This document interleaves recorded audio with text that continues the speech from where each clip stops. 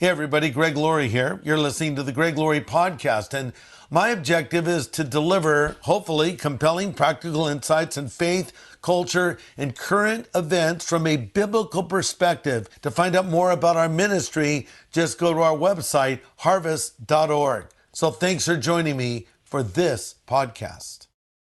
James Dobson is here.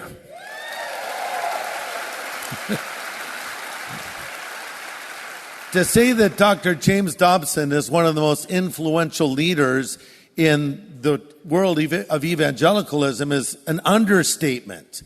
Really, I would say he's a living legend and a man of God that I've had the privilege of getting to know personally. And I can tell you that the private Dr. Dobson is the same as the public Dr. Dobson. And I'll refer to him as Jim because he's asked me to do that, because I always call him Dr. Dobson, so they call me Jim. But let me tell you a little bit about his background. He was born on April 21st in 1936 in Shreveport, Louisiana. He earned a PhD in child development at USC. He was associate clinical professor of pediatrics at the USC School of Medicine for 14 years. He spent 17 years on the staff of the Children's Hospital of Los Angeles in the Division of Child Development and Medical Genetics.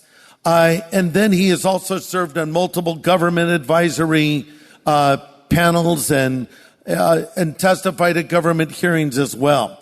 Dr. Dobson, he has not been elected president yet, but maybe that's not a bad idea. I think he'd be a good president, don't you? Has a nice ring. He's had a close relationship with many of our presidents, including President Reagan and President Bush the first and President Bush the second. And he is always also the author of many books, 36 in total, including Dare to Discipline, Bringing Up Boys, Bringing Up Girls, The Strong-Willed Child, What Wives Wish Their Husbands Knew About Women, When God Doesn't Make Sense, and many more. And his brand new book that is coming out soon is Your Legacy, The Greatest Gift. And we're going to talk about this in a few moments. But on a personal note, I first met Dr. Dobson back in 1995 when we did a crusade in Colorado Springs where Focus on the Family is located. And as the years have gone by, we've talked here and there, but his son, Ryan, became close friends with our son, Christopher. In fact, they both went to Biola together. And when the Lord called our son home, Ryan contacted us and asked if I'd like to speak with his father. And so after Christopher had died, we were on the phone for a long time with Dr. Dobson, my wife, myself, our daughter-in-law, Brittany. And that same voice that has brought comfort to millions around the world was there for us, just as though the way you hear him, that's the way we heard him. And he was there at a very important time in our life. And he's been for many of us there at a very important time in our life and has influenced us and helped us to raise our children and tell us how to have stronger families. And he's been an advocate for so many important issues that we hold dear, including the sanctity of life and the real biblical definition of marriage. And we're thankful for his courage. So with that being said, let's give a warm harvest welcome to Dr. James Dobson. Great crowd. Well, they're excited to see you here. How you feeling today? I'm feeling fine. Well, Jim, and you've told me I can call you Jim, right? Absolutely. How would you feel I started calling you Dr. J? Would you be okay with that? Well, Jim, you're known for your advice and your counsel and your teaching on the subject of the family, but I think people would be very surprised to know about your family, your father and mother, your father, James Sr., your mother, Myrtle, raised you. You were an only child, but your father, a very talented artist and also an itinerant evangelist. So he was gone a lot of the time. And so you spent time on your own, and you even spent a year in the care of your great aunt. How did that affect you? And tell me a little bit about your childhood. Well, it was very difficult, Greg. First of all, I was an only child because my mother couldn't have any more children. She had a bone structure that did not allow her to have children. They told her that she should not have any children. And my dad came to my mother and said, I've been praying about this, and the Lord told me you're going to have a son. Yeah. And They've got a picture of you and your super cool ride there. That is one hot-looking little car. Isn't that neat? That's nice. Yeah. Well, Go ahead. I had a very close family. I don't want to imply that there was any lack of commitment there, but my dad was committed also to evangelism. I mean, that was the passion of his life. And before I got in school, I just traveled with him. Yeah. And then when it was time to go to school, there was not homeschooling at that time. And they didn't know what to do with me because my dad needed my mother. And so I stayed with my great aunt when I was in the first grade and part of the second. And my dad and mom would come back every 6 weeks or so to see me. And it was very difficult. I felt abandoned. Yeah. And my dad saw it. And he came home on one of those occasions and he said, Jimmy is becoming more like his great aunt than he is us, and we cannot do that to him. And so he bought a house. My mother stayed with me till I was out of high school. Right. So he made a sacrifice. He made an unbelievable sacrifice because he was very close to my mother and needed her, but he gave me priority. And when he would come home, then he was mine. Yes. And so we had a very close family. Yeah. Now, there's a book about your life, a biography called Family Man. And in that book, it mentions that your father's greatest passion was winning people to Christ. What is your greatest passion? Well, it's the same passion, Greg, but it is through the family. Mm-hmm. The family is like the red blood cell in the body. Mm-hmm. It carries a globule of oxygen. And the family carries the oxygen of the body, oxygen to the body, having to do with the gospel. And so that is what I'm trying to do, is to use the family, strengthen the family, support the family, and therefore pass on the gospel of Jesus Christ to others. Your father's ministry was not widely known except through your mentioning of him. And one day the Lord spoke to your father. And this is also in your book, or in the book about your life, Family Man. And the Lord spoke to him, and your father was not one to say, the Lord spoke to me all the time. So when he said it, it carried weight. And the Lord spoke to your father, James Sr., and said to him, you're going to reach thousands of people, perhaps millions, from coast to coast and around the world. But it isn't going to be through you. It's going to be through your son. That would be you.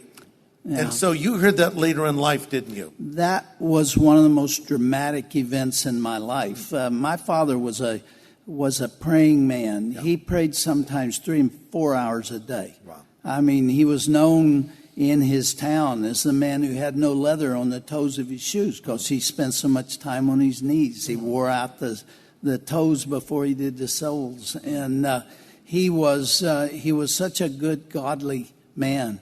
And toward the end of his life, he'd had a heart attack. His brother-in-law had cancer, and he was a minister too. And my dad was determined that God was going to give them more time to win souls. And so he had been praying for 3 days and 3 nights without stopping about that, about giving them an opportunity to continue to minister. And about 5 o'clock that morning, the Lord spoke to him and said, I've heard your prayer. I know your passion. You want to serve me. And I'm going to answer it. You're going to reach millions of people around the world, but it's not going to be through you. My uncle died that day. Wow. And my father had a heart attack the next day from which he never recovered. And he wasn't able to tell me that story, and I didn't find out about it for 7 years. In your biography, you're quoted to say the 2 most important things to you are, number 1, ensuring that your loved ones get to heaven, your family and your loved ones, and number 2, living the best possible Christian life. Why is that important to you? Greg, why is it important to all of us? I mean, what else is there? What can compete with that? That's true. What, becoming famous, getting a lot of money, having buildings with your name on them, being a great artist, being a great musician? What else comes close to this task? And if you don't get it done with regard to your children, you'll never see them again. If that won't motivate you to give priority to your children, I really don't know what will. That's right. You know, you can hardly think of the name Jim Dobson without thinking of Shirley Dobson. There's just certain names that go together. You know, Ron and Nancy Reagan, Billy and Ruth Graham, Jim and Shirley Dobson. And your story of how you met your wife-to-be is a classic American love story. Here's a great photo of you back then and more recently. And your wife was the homecoming queen. You were the captain of the tennis team. And so you met for the first time on your college campus, and you were in your tennis outfit, probably on your way to practice. Do you remember the first thing that Shirley said to you when she saw you? Well, this tells you a lot about Shirley because, first of all, she's got a great sense of humor, but she's also very feisty. And that's what I fell in love with. Yes. And that little flirt walked up to me. And she said, "Hi, legs." Hi, legs. And I thought, man, anybody who likes my legs can't be all bad. And back in those days, shorts were shorter, weren't they? Oh, yeah, they were. So there was more leg showing. Absolutely. But there was a sequel to that because several days later, I figured I get to know this girl that has come up there and said that to me. And she was standing out on campus after dinner one night, and I walked up to her, and I had a nickel, and I was flipping it in the air. And I said, I tell you what, Shirley, I'd like to flip this nickel, and if I can call it heads or tails, I will win a hamburger, and you buy me a hamburger. And she said, well, I'll take you up on that. I mean, it's brilliant.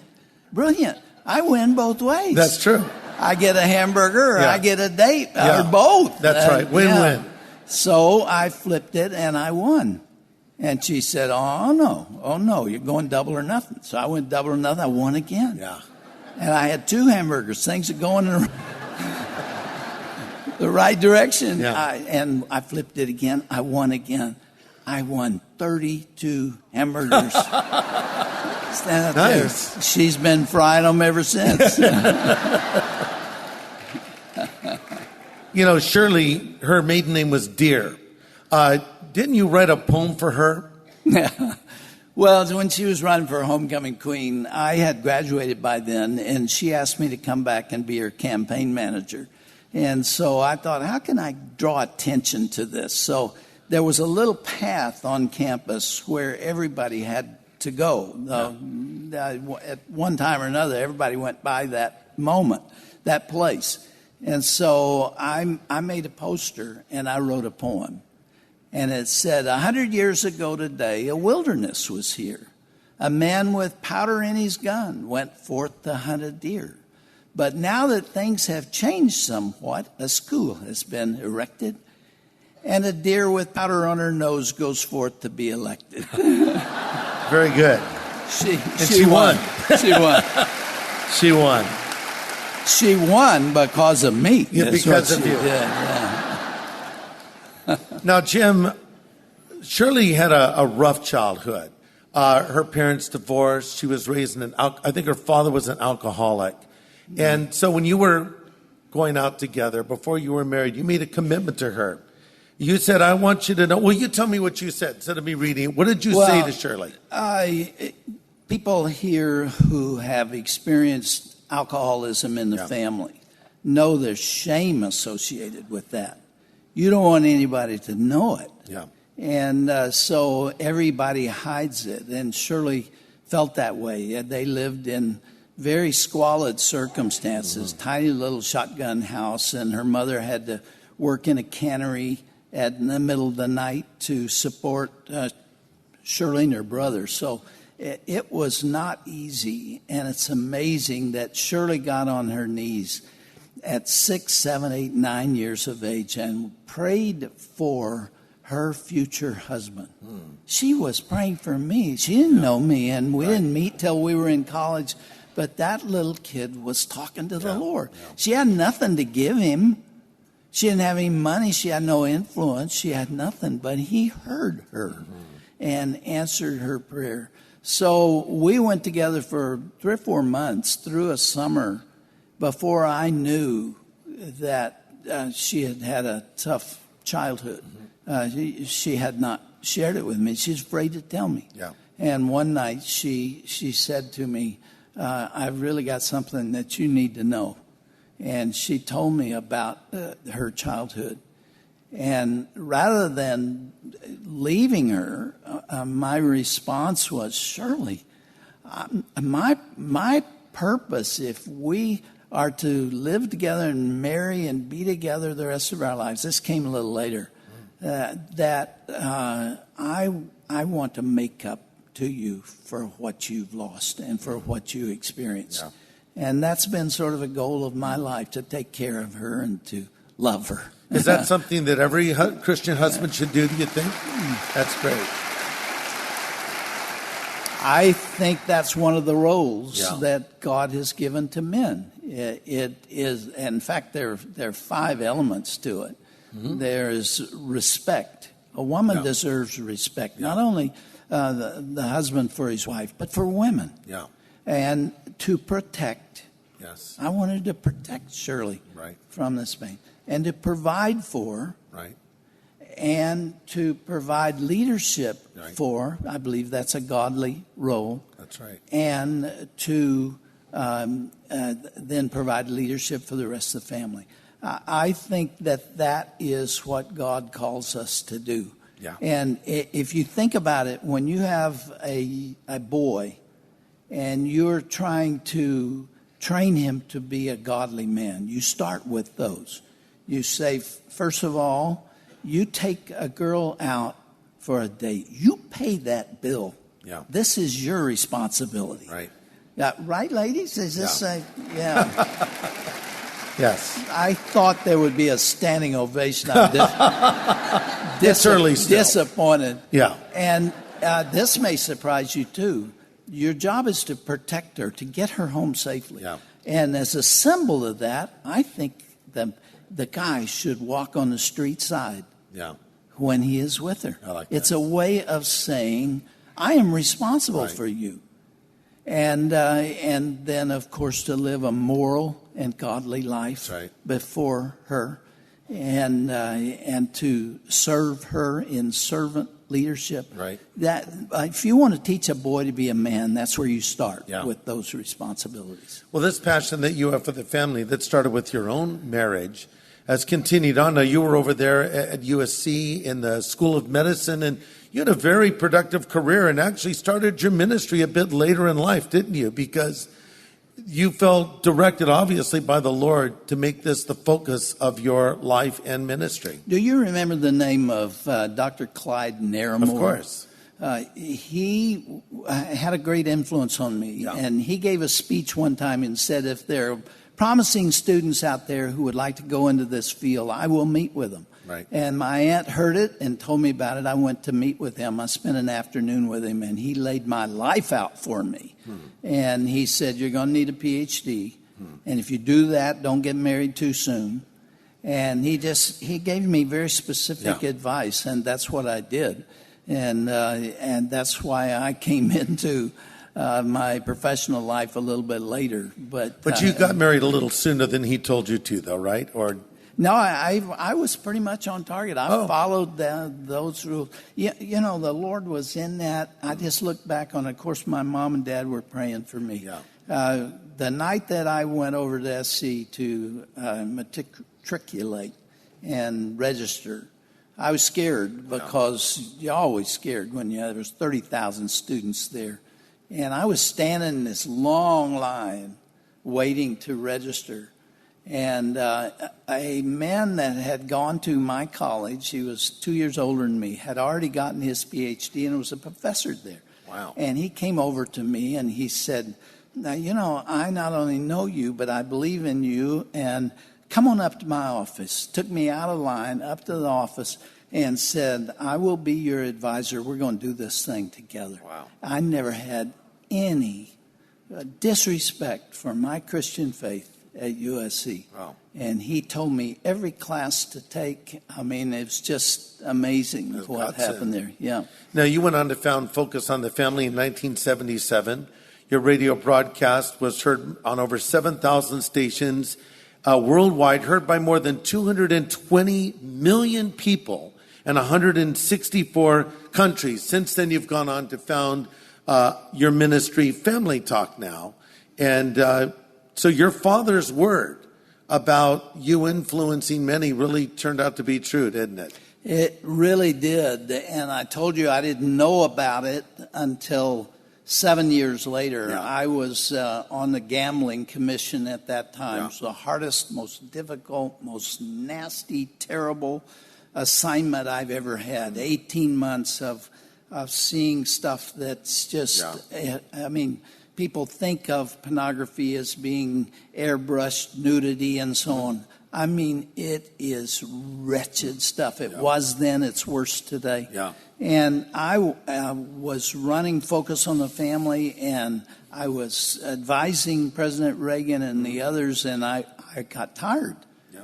People think that those who are in ministry, yourself included, are driven by ego needs that forces them to do what they do. It is not true. I was asking the Lord, how long can I do this? Right. Because I was really worn out. Yeah. And I got a letter from my aunt, is the one that my dad had told about that prayer. And she laid it out for me, and her last line is, the end is not yet. Yeah. And so far, the end is not yet for what I'm doing now. That's right. Not at all. Yeah.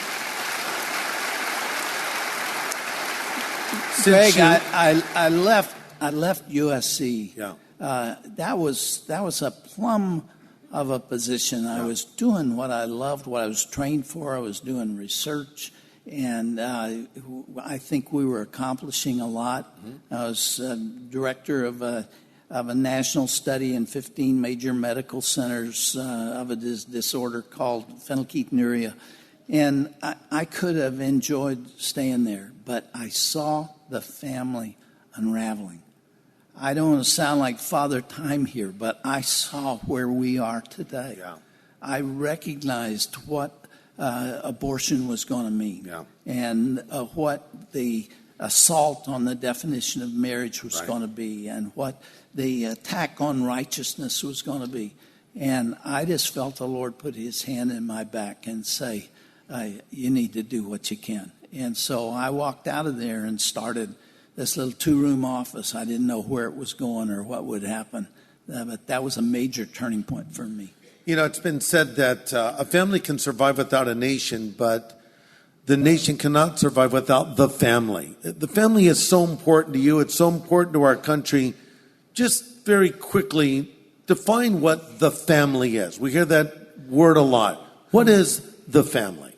Well, it's defined in Genesis, Genesis 2:24, when it says, for this cause a man shall leave his mother and father and cleave to his wife, and the two shall be one flesh. That's the beginning of the family, the beginning of marriage. It was not man's idea, it was God's idea. That attraction between men and women has characterized the basic social unit in every continent. It's not just a Christian thing. In fact, it wasn't Christian. Christ hadn't come yet. But it was divinely inspired, and it is the ground floor. It's the foundation. Everything sits on it. Everything, our institutions, our government, our way of life, everything rests on that foundation. And if you undermine it, and you weaken it, and you redefine it, and you tear into its fabric, the whole superstructure could come down. And that's what's happened in other civilization, and it's going to happen to us if we're foolish enough to walk away from it. Yes, that's right. You know, the breakdown of the family, as you've been talking about, is at the root of so many social ills, so many problems in our culture today, and specifically the lack of fathers. You know, a lot of studies have been done, and they found that, for instance, 63% of teenagers who attempt suicide come from fatherless homes. A child that is from a fatherless home is 68% more likely to use drugs or alcohol, more likely to become sexually active at an early age, 3 times more likely to commit a violent crime. 71% of high school dropouts from fatherless homes. 90% of all homeless and runaway children from fatherless homes. And it just goes on and on. Why is fatherlessness at the root of so many of our nation's problems? Because of the role that fathers are supposed to play. On the statistics that you just listed with regard to them, more than 70% of African American babies are born out of wedlock. And then you add divorce to that. And other things that take fathers out of the home, and the stupidity, the foolishness of the late 60s when they decided that if a man stays in the home, the family is not supported by the government. They destroyed the black family. And it is reeling now. And take a look at what inner city life is like without this leadership. You know, when you don't have a man to teach a boy what it means to be a man. And I tell you something else, girls need their dads as much as boys do. And we're going to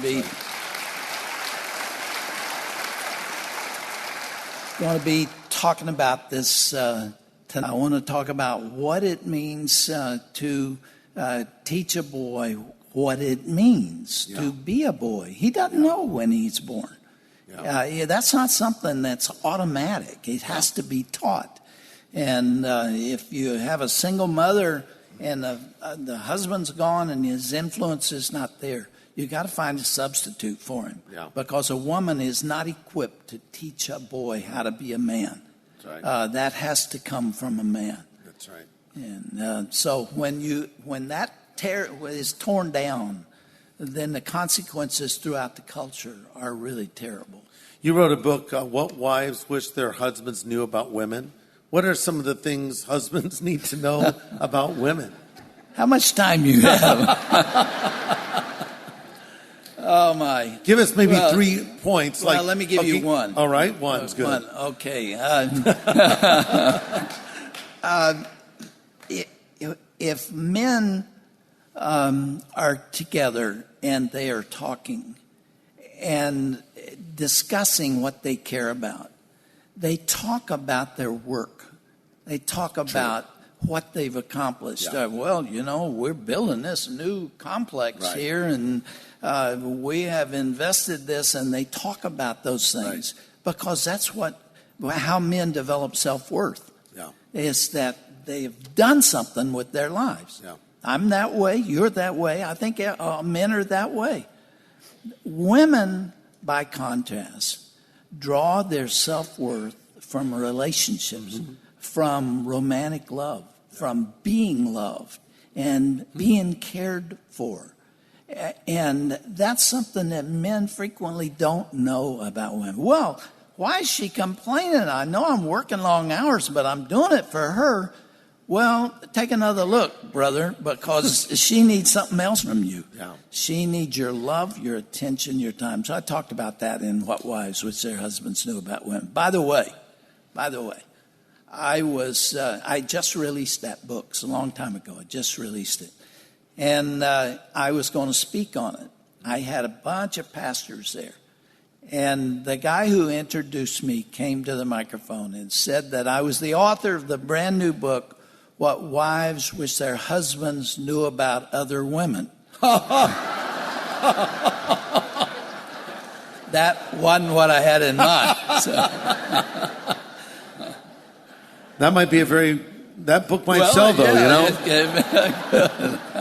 Now, you're well known for your book, Dare to Discipline. How many of you have read Dare to Discipline? Yeah, look at that, lots of them.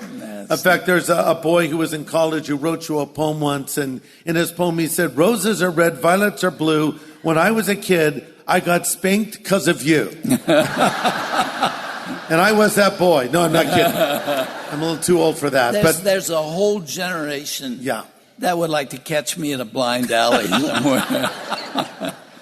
So, in this book that you've written about disciplining the children, address that today, because it seems like we're in a time where you don't see a lot of discipline. Not even a sense of what is right and what is wrong in our culture. Why is discipline important in the lives of our children? Well, just look around. Yeah. What happens in airports and in schools and in public? You see that parents have no idea how to deal with those kids. You got 2, 3, 4-year-old kids who are already in charge at home because they've been taught not to confront and not to discipline. Right. But the scripture tells us otherwise. I thought you might ask me about that. So Hebrews 12:7. You mind me reading? No, please. Okay. It is for discipline that you endure. God deals with you as with sons. For what son is there whom his father did not discipline? That was then, not now.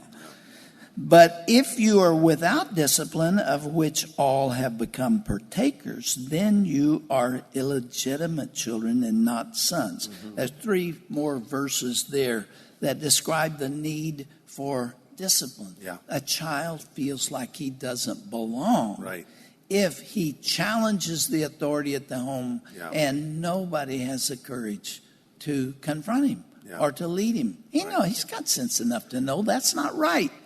And you damage a child if you don't take charge. Right. Discipline is necessary. Right.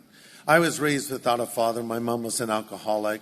I had no discipline in my life, and I was... You know what I was talking about a few minutes ago. Well, sure. I know it all from personal experience. And I was a problem in school, but I was sent to military school for a short time. And they applied discipline. And it's funny, I went from being a delinquent to being on the honor roll when I had structure. And as soon as I got out of the structure, I went back to my old ways again. I needed that structure. And I think it's comforting, because as you just read in that scripture, whom the Lord loves, he disciplines. It's not because he hates us. It's because he loves us. And it's a sign that God cares about you to give you that reinforcement of what is right and what is wrong. It finishes that scripture saying it yields the peaceable fruit of righteousness. That's right. Discipline leads to righteousness. Right. In the heyday of the progressive education movement, some of the educators began thinking, John Dewey and others, that they needed to take down the fences that were around the playground because kids were afraid, or they wanted the freedom. They didn't want to be hemmed in. So they took them down, and the kids huddled around the center of the class. They wanted that protection. They wanted it. Can you imagine riding in a car over Royal Gorge, if you've ever been there in Colorado? And it's scary. It looks like forever below you there. And if those guard rails were not there, you would move toward the center. That's right. Those guardrails bring security. Right. That's what a child wants. Right. We have a little bunny rabbit. My granddaughters have him, and his name is Fuzzy. They named him, and they take him out and play with him. And my granddaughter Allie kind of manhandled him a little bit, girl-handled him, I think you might say, at first. And now she's better with him. And now our grandson, Christopher, he'll sometimes pick Fuzzy up by the head. No, Christopher, support his bottom. And so after they're done playing with this rabbit, when I take him back to his cage, he leaps out of my arms to get in the cage. It's like, let me get in the cage, because when he's in the cage, he's secure and the bars are keeping the grandkids out, so there's security there. And God has given us absolutes and parameters. They could seem like bars, but we could also think of them as walls to keep evil out and to protect us from evil. Well, my dad would have said, that'll preach. Yeah. That'll preach. That's Exactly. a message that comes right out of reality today. So when you think about marriages, here's someone listening and maybe their marriage is strong, maybe their marriage is struggling, maybe they've been divorced or they're even contemplating divorce. Do you think there's anything we can do to effectively, maybe not guaranteed, but would give us a better chance of making it in the years ahead? In other words, is there a way to divorce-proof a marriage? Not in this culture, because it's working against us. Yeah. It's working against your kids, too. Yeah. The culture's at war with the family. So you can't guarantee it. Right. But the best glue to hold a family together is commitment. Yeah. You just decide. it never enters your mind or your thoughts or your words. Right. Yeah, this is for life. This is the way it's intended. I was fishing with my father-in-law not long ago, and we each had a little rowboat. And we were on a choppy lake. And we were rowing along there together. And then the fish started biting, and our attention was drawn away from staying together. And we wound up with one on the east shore and one on the west shore. And it was the same lake, same wind, same influences.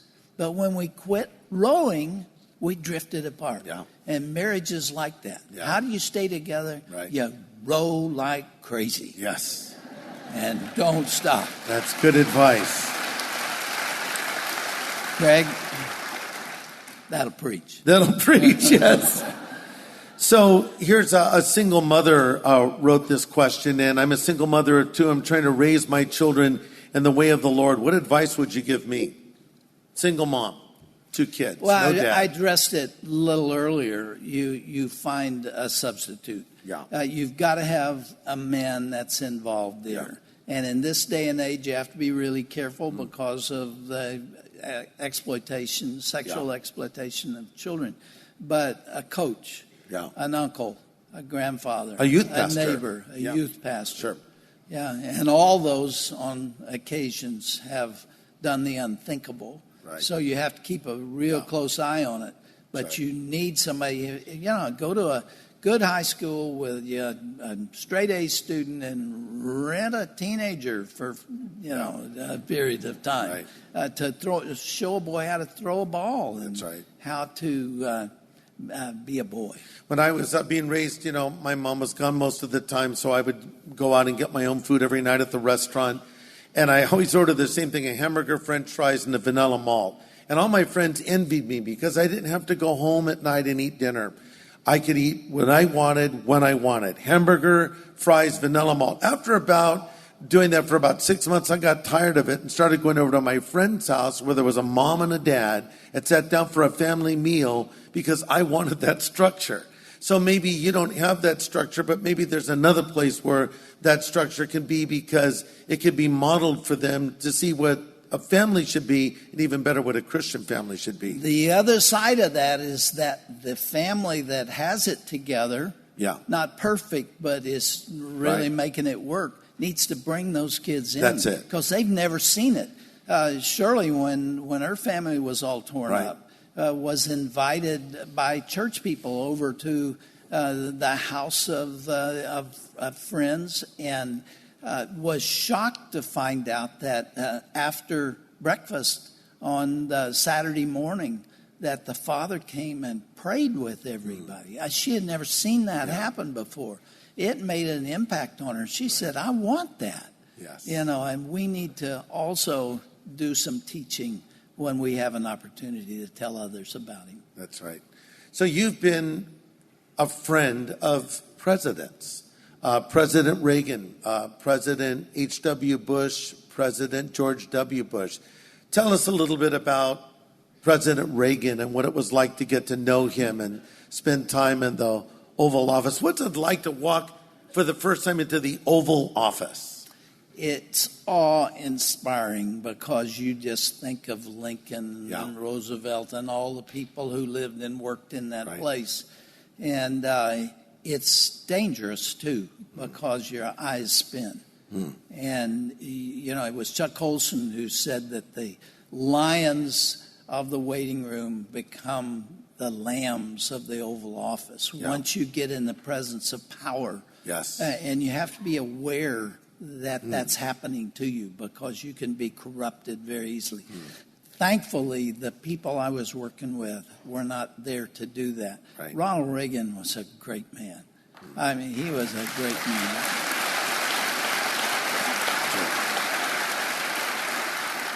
Can I tell you how I met him? Yeah, please. Yeah, it was 1981, and he was about to be inaugurated. And I got invited to come and bring 6 friends with me to the inauguration. And, we were excited about that. The new beginning, it was, you know, there was just so much excitement in the country, and Reagan was coming in. And I just wanted to catch a glimpse of him. I mean, that's what everybody in Washington was trying to do, to see him go by in a car or something. And we were there for the inaugural speech and all that. And then invited to the inaugural ball. And that night, we knew there were 9 of them. And we were at the Smithsonian, and so that was the 9th inaugural ball of that night. And so we had to wait, and it was jammed. You could not move. There were people just, shoulder to shoulder. And we had been there for 3-4 hours waiting for him. And we looked at our watches and said, you know, it's nearly midnight. He's got to be coming soon. So after he leaves, everybody's going to be trying to get their coats. It's very cold. And so let's go get our coats so that we're ready to go. So a couple of us went to get our coats. And we were walking back. We had our coats over our arm. And doors swung open.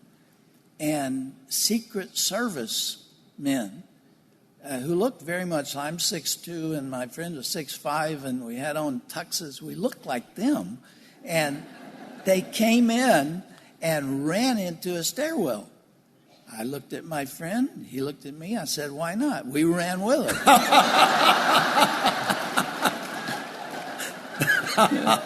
That's funny. And we went up the next step to the 2nd floor and opened the door and walked straight into Ronald Reagan. I was 3 feet away from him. And, you know, Secret Service never looks behind. They look ahead. They never turn around and see who was following them. That's funny. All right, and we're there, and so they have this cordoned off area of blue uniformed police to the platform where Nancy and Ron Reagan were going to go up and speak and dance. And it was just about 3 foot wide, and then all these sea of people. And they started down that cordoned off area. I looked at my friend, he looked at me, and I said, why not? We walked with him. Oh, my. We followed him 3 feet behind as though we... That is amazing. And everybody thought we were Secret Service. And we walked to the platform, and then they went up, and I looked at my friend, he looked at me, and I said, no. Yes. And so the Secret Service was looking down at us, and all of a sudden they realized we didn't belong there. My. We were right here, and they didn't know what was under those coats. And they panicked, and they came running down, pushed me in the back, and said, get out of here. And we decided we should. And we went back, and then he came down and walked right into us. And 3 years later, I was sitting beside him in the Oval Office, talking to him about the family. So, when you first came to talk to him, did he say, I thought you were in the Secret Service? You know, I was told that there was a lot of scrambling in the White House to figure out who those 2 guys were. So your wife has been leading the National Day of Prayer now in Washington, D.C. for how many years? This is the 24th year. Yes. She agreed to do the, yeah. Fantastic. She does a great job, too. She agreed to do this there she is with 2 years, yes. President Bush. Yeah, there she is coming into the Oval Office. Into the East Room. Yes. With me trailing along behind. Yeah. Kind of. Now, were you working at Secret Service that day, or were you being Dr. Dobson? I don't know, but they were worried about me, I think. Here's that guy again. Yeah. During the Bush administration, he was there, of course, 8 years, and he had a prayer service all 8 years. And sometimes it was very hard for him. The year that he went out to fly the plane out to the Abraham Lincoln, remember that? Mm-hmm. That was a busy, busy day for him. And his staff came and said, "You do not have time to have a National Day of Prayer." He said, "This is priority." Yeah. And so he had an event there. And Shirley spoke at all 8 of those. She's done a great job. I'm really proud of her. She really has. And okay, so let's shift gears as we come to the end of this interview, and let's ask you some personal questions. Dr. James Dobson, what is your favorite kind of music? You don't really want me to answer that. I really want you to answer it. I'm going to disillusion everybody here. Or they'll be happy to hear it. I'm a Beatle fan. I like that. So am I. I have no illusions about the Beatles. They had a horrible impact on society, on young people. Right. They really did. But their music was good. They're evil men. They really were evil men. But you like their music. I like their music. Yeah. You wonder what the Beatles would have said. "Oh, we hear that Dr. Dobson likes to listen to our music, It's lovely, isn't it?" Lovely. So, so you like Beatles music. What's your favorite song? Well, it would come out of that. Yeah. Obviously, I think Yesterday, probably. The song Yesterday. Or Eleanor Rigby. Right. Or all of those classics. I didn't like them when they got crazy, but I like those. Yesterday, All My Troubles Seem So Far Away. Yeah, I have to tell you that we're running out of time, but I went to a concert by Arthur Fiedler and the Boston Pops. This was American Academy of Pediatrics in Boston. And the first half of the program was Brahms, Beethoven, and Mozart. Yeah. And at intermission, after intermission, Arthur Fiedler came out. And he said, "You're probably not going to agree with this, but the music you're about to hear now from the Beatles rank with those other composers." Yeah. And that took everybody's breath away.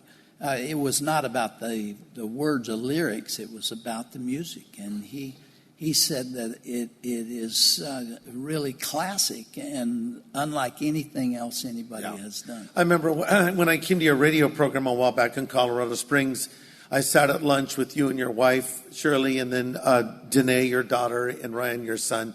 And we're having a meal, and we got into this conversation about the Beatles. That's when I first found out you liked them. And then we were talking, you asked the question, do you think the song Lucy in the Sky with Diamonds was about LSD or about a child's drawing that was brought home to John? And we talked about that a little bit, and I just thought, what a surreal conversation. I can't believe I'm talking to James Dobson about this. But kind of shifting gears now, looking back over your life, what has been the greatest regret of your life? There have been some significant ones. Agreeing to come here today? I gave that a lot of thought. No, I made a huge mistake one time. I was at Children's Hospital, and a young woman wanted to see me professionally, and she came in, and she had a 2-year-old who had been born out of wedlock. She was struggling as a single mother, and she was pregnant again. And she came to tell me that she was going to abort the baby. And I did everything I could to talk her out of that. I gave the whole pro-life message. And she said, no, I've already got one child I can't take care of. I'm not going to have another. And so then she told me, in fact, I have an appointment at one of the hospitals in town. Yeah. Will you take me there? And I drove her there and let her out. And I've had that on my conscience ever since. Yeah. That would rank very high. I'm disappointed with myself. You're very passionate about the pro-life position, about the sanctity of life, about protecting the lives of innocent children still in the womb. I mean, I was conceived out of wedlock. I could have been an abortion statistic. Thankfully, my mom carried me to term. And really, there's no illegitimate children, maybe illegitimate parents, but every child is legitimate in the eyes of God, and God loves them and has a plan for their life, doesn't he? Yeah, absolutely. You know, I was asked to speak this year at the Walk for Life in Washington, D.C., and I met 7 young women there who have an organization. Every one of them was conceived by rape. Oh, wow. Isn't that incredible? We're going to have them on the radio. Wow. That conversation with regard to the young woman I talked to who had an abortion has another a sequel to that. A couple came to see me because the wife had abdominal problems, and they didn't know what was wrong with her, and they did x-rays on her. They wouldn't do that today. They would do MRIs or CAT scans, but they did x-rays and found out she was pregnant. And they told her, you must abort, because this child could be mentally retarded, could be blind, could be deaf, could be distorted in many ways. You can't allow that baby to be born. So they came to see me. And they said, what would you do? And I said, this is obviously not an easy decision for you to make. Right. And it wouldn't be for me. But I would let the baby live. Amen. And leave it up to God. Yes. And the consequences may be everything they say. I'm not, contradicting that. Right. And they let that baby live. And the most beautiful baby girl was born. She's now 34 years old and has been a blessing to everybody. Oh, great.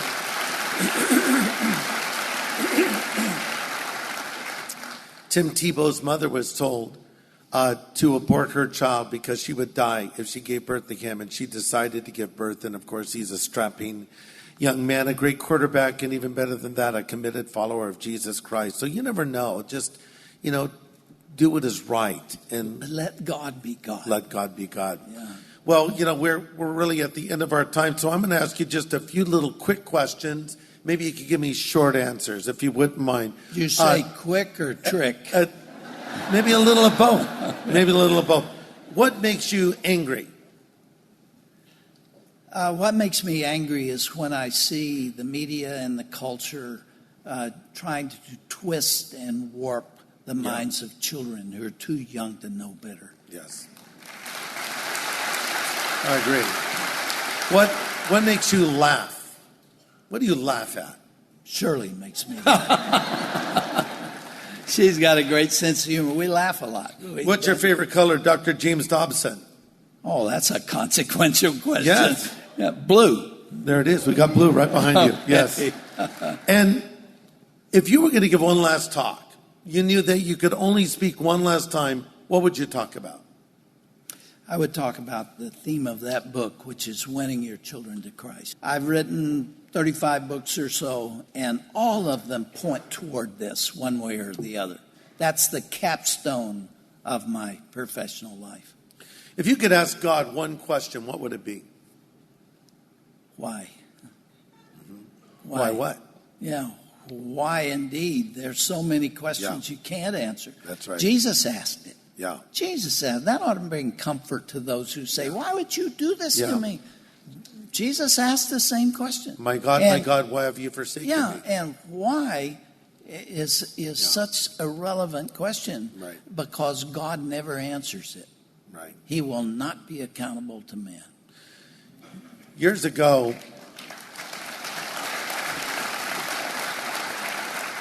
I had the opportunity to have lunch with Billy Graham, and I asked Billy the question, Billy, if an older Billy could speak to a younger Billy, what advice would you give yourself? And Billy said, I would tell myself to preach more on the cross and the blood of Christ, because that's where the power is. I posed the same question to Pastor Chuck Smith, who's now in heaven. And I said, if an older Chuck could speak to a younger Chuck, what would he say what would you say to yourself? And he said, I would tell the younger Chuck, hold the course. What would an older James Dobson say to that young boy that we saw there in that little car? And then as you got older, what would you say? Here's what I've learned in life. Here's what you need to know. 2 words. Yep. Finish strong. I see.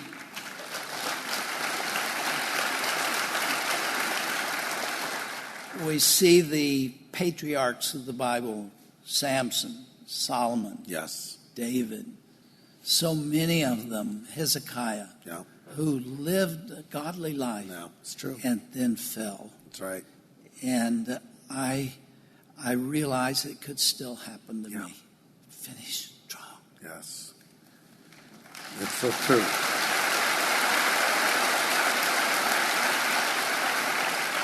And Dr. Dobson, you've been a great representative of us and a great example to us. And we want to thank you for your faithfulness to the Lord, your personal integrity, your love for your wife, for your children, and the stand you've made in our culture. You're one of our heroes. And so we want you to know that we love you and appreciate you.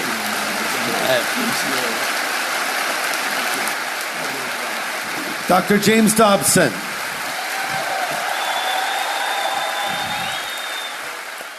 Hey everybody, Greg Laurie here. Thanks for listening to our podcast. And to learn more about Harvest Ministries, please subscribe and consider supporting this show. Just go to harvest.org. And by the way, if you want to find out how to come into a personal relationship with God, go to knowgod.org. That's KNOWGOD.org.